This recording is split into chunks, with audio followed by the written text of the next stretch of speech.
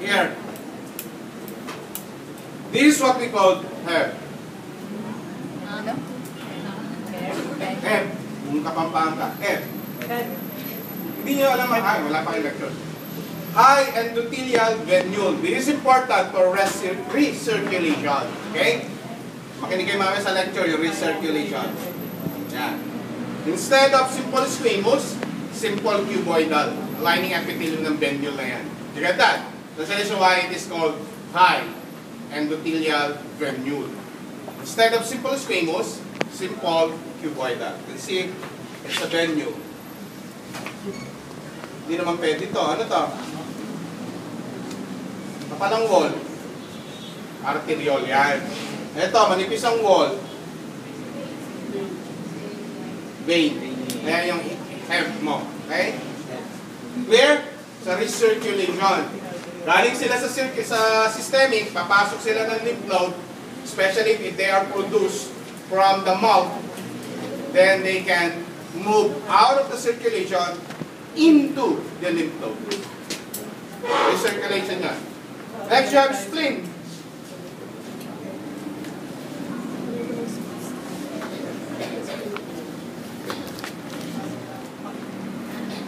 Spleen have this prominent white pout, red pout, and trabeculae. Trabeculae is a fibromuscular structure. Fibromuscular structure.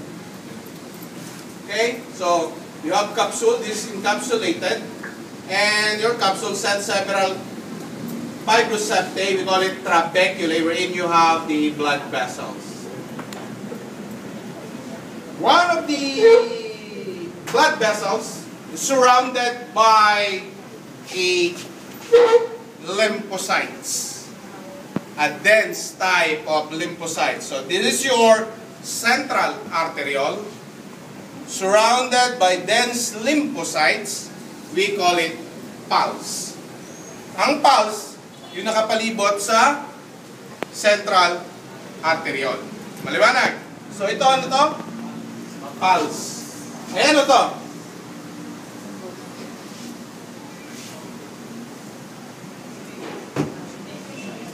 Identify the whole structure. It is a white pulse. Correct? This area is the pulse. This one is central arteriole. What do you call this?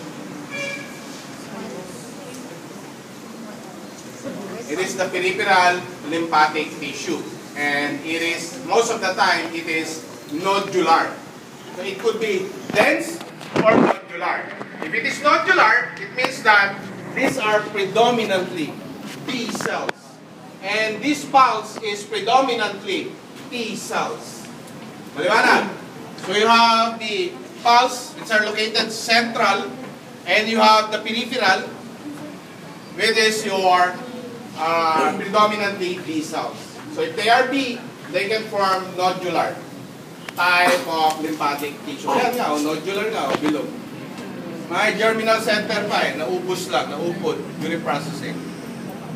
Okay? So it follows, T, B, for immune response. Identify.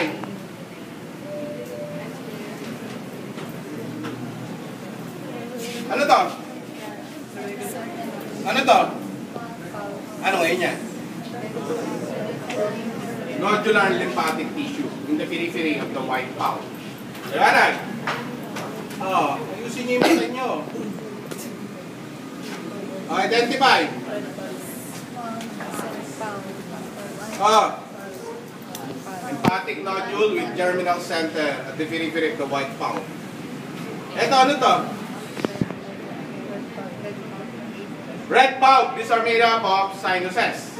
Or depende kung ano. Kung ano i-lecture sa'yo. Sinusoids. So, these are the sinuses and the sinusoids are lined by macrophages. Okay? You know the function of your spleen.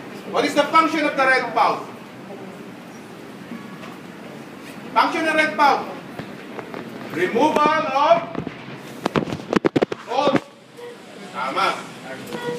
damage or injured cellular element of the blood. Saka yung mga senescence. Ano yung senescence? Senior citizen. Okay? So they have to be removed. And they have to be digested. Okay? That's the reason why you have a lot of unconjugated bilirubin coming from this area. Okay? Anong function nito? Ang white pulp. Identify the whole structure, white pulp. Identify the specific structure at the tip of the pointer, pulse. Identify what type of lymphatic tissue is at the tip of the pointer, lymphatic nodule. Predominant type of lymphocytes, T cells. Predominant type of lymphocytes, T cells. Okay, function. Immune response. Ito, anong function? Humoral. Very good. Ito, anong function? Sabi na, mag-iisip kayo, mag-analyze kayo. Ito, anong function? Eh, di cellular. T eh. Maliwanag. Okay? So, alam nyo na ang function ng red pulp. Anong function nito? Identify. Function. Lala. Function in lower animals. Aba, hindi naman tayo veterinary medicine. So, what is the function? Carries the branches of the splenic blood vessel. Okay, class? Tandaan nyo, hindi kayo malilito niyan. Fibromuscular yan. You have smooth muscles and, of course, predominantly fibrous tissue. Ito, ano to? Red pulp. Identify the structure pointed. Red pulp. Akala ko white pulp eh, kasi blue eh. Yan lang naman ang mahirap, wala na. Ito, ano to? Anong pulse? Nasaan ang central artery yun dyan? White pulp. White ba yun? Porque hindi nyo nakita yung pulse, ay yung central arterial eh, hindi na white pulp. Full structure, white pulp. Specific structure. Okay, sige. Dito muna tayo sa ano. Sa pa? Hindi na kayo mag-ano. Dito na, ito. Ibalin ako niya sa Ano konot. lang yung orientation nyo. Makinig lang kayo rito. Ito na. Sigurado, wala Huwag na tayo mag-picture sa microscope. Mag-paint na lang tayo. Hello. Diba? Kung magkuha tayo dito na lang, ito na lang natin. Organs. Smooth muscle, glands. Ha? Ikya. Ikya. So you have the, what layer is this? From here down to here. Mucosa. What are these small round blue cells? Toto? What is the connective tissue? What is the specific type of connective tissue? Ang lamina propria. Loose. What are these small round blue cells scattered throughout the lamina propria? Ano yan? Paano nagka-chondrocytes yan? Nasa lamina propria ka. Ayan ang chondro, oh, nasa labas. Oh, ano yan? Yan po ang lymphocytes. So, loose, dense, nodular. Bakit? Ha?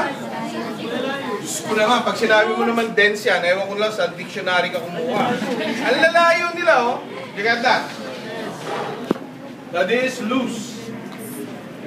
See, they're scattered in the lamina propria. If you have an antigen able to penetrate the lining epithelium, you can have dense. Kasi yung mga lymphocytes na yan, mag-proliferate yan. Okay? And then they can form a dense lymphatic up to nodular type. Okay? So if you have nodular or dense, on top of it, you have the lining epithelium Located in the diffuse or nodular is what we call M cells. These are modified epithelial cells. Kaya lang, walang nodular, so hindi masyado makita yung M kung saan i-relate yung M. You can see here, you have lymphocytes. Wala eh. Wala, okay lang ito. Wala pa itong ano. Okay, class? So this is your trachea. In the lamina propria, you have several widely separated lymphocytes. This is the type of lymphatic tissue is loose.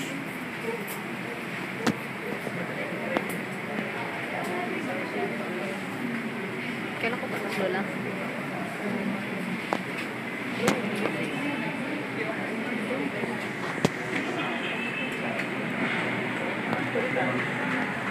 Thank you.